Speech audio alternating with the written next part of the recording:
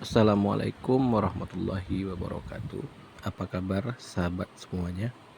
Jumpa lagi kita pada kali ini akan kembali membahas uji capaian pembelajaran 2 untuk bahasan mata pelajaran ilmu pengetahuan sosial kelas 7 MTS ataupun sekolah menengah pertama. Kali ini kita lanjutkan di soal nomor 26. Perhatikan gambar berikut. Pada akhir tahun 1771, Syarif Abdurrahman berlayar di Sungai Kapuas bersama pengikutnya. Mereka membangun pemukiman baru di sebuah hutan. Saat ini di kota tersebut terdapat sebuah monumen penting yang ditunjukkan gambar. Kota yang dimaksud adalah A. Banjarmasin, B. Kutanegara, C. Sumedang, D.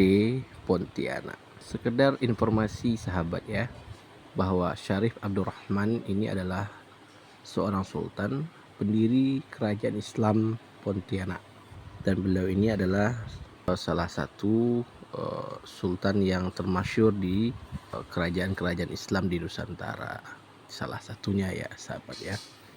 Jadi sesuai dengan gambar inilah kode kita menjawab soal tersebut ya, atau soal nomor 26 ini. Ini adalah Tugu Katulistiwa ya, sebagai penanda bahwa Indonesia adalah negara yang dilewati oleh garis 0 derajat tersebut.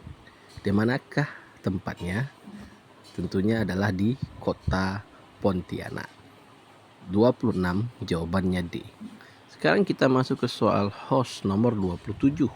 Setiap akhir pekan di Desa Sukamaju dilaksanakan kegiatan bersih desa yang diikuti oleh seluruh warga desa, dari anak-anak hingga dewasa. Anak-anak bertugas menyapu dan mengumpulkan sampah.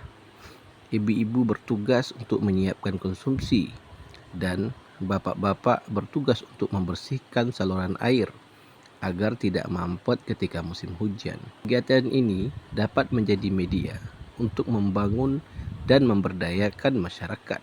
Berdasarkan cerita tersebut, salah satu elemen yang telah berhasil diraih dari pemberdayaan masyarakat adalah A. Disiplin, B. Semangat, C. Kerjasama, dan D. Rela berkorban. Ini yang ditanyakan adalah salah satu elemen ya yang ada dalam teks tersebut, masalah pemberdayaan masyarakat.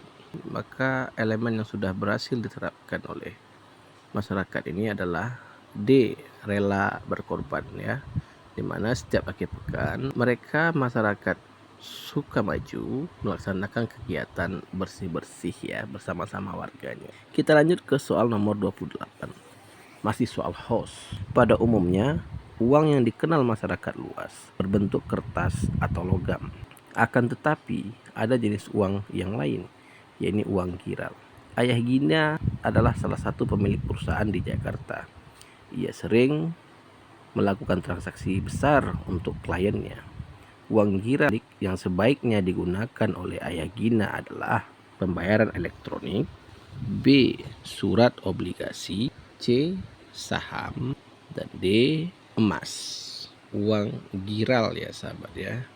Uang giral ini tentunya adalah uang yang dikeluarkan oleh bank umum berupa surat-surat berharga. Uang giral ini juga dipakai sebagai alat pembayaran di negara-negara yang telah maju perekonomiannya, banyak menggunakan uang giral sebagai alat pembayaran. Apa saja sih jenis uang giral ya? Uang giral ini adalah seperti cek, giro, kartu kredit, wesel, hingga biljet ya sahabat ya. Jadi tidak semua yang ada dalam option ini adalah uang giral ya, tentunya sahabat ya. Kita harus paham dulu ini mana yang cocok untuk pembayaran yang dilakukan oleh Ayah Gina. Artinya uang giral ini adalah uang yang tidak berbentuk ya sahabat ya, sesuai dengan ciri-cirinya tidak berbentuk fisik, dikeluarkan oleh bank swasta dan tidak dapat digunakan untuk bertransaksi secara langsung. Jadi di sini dikatakan transaksi besar dengan kliennya ya. Jadi yang paling pas itu adalah A ya, pembayaran elektronik atau e-money, masuk ke kategori uang giral ya sahabat ya. Sekarang kita masuk ke soal nomor 29. Tabungan adalah simpanan yang diperoleh dari dana yang sengaja disisihkan dari pendapatan seseorang yang tidak dipakai atau dalam jangka waktu tertentu. Ibu Ana mendapati komputernya rusak, padahal ia harus meneruskan pekerjaannya. Hal ini terjadi secara tiba-tiba. Untungnya, ia memiliki tabungan yang cukup untuk membayar biaya perbaikan komputernya.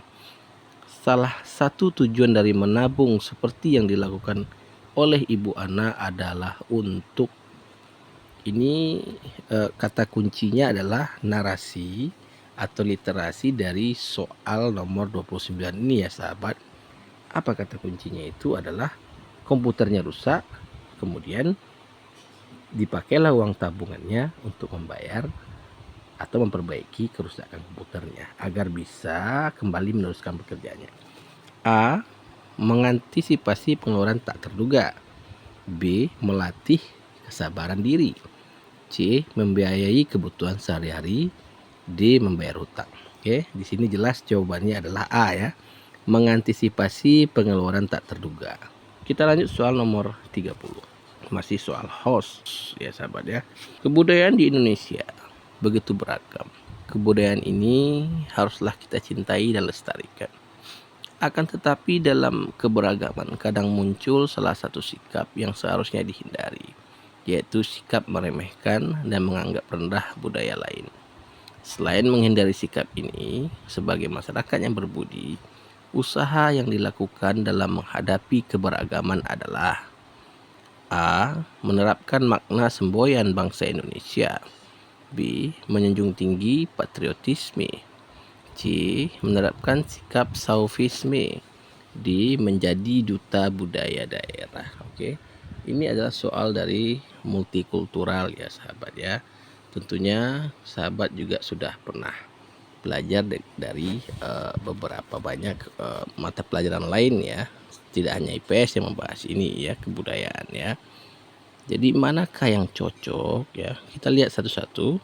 Patriotisme itu sikap patriotik ya, rela berkorban untuk bangsa dan negara.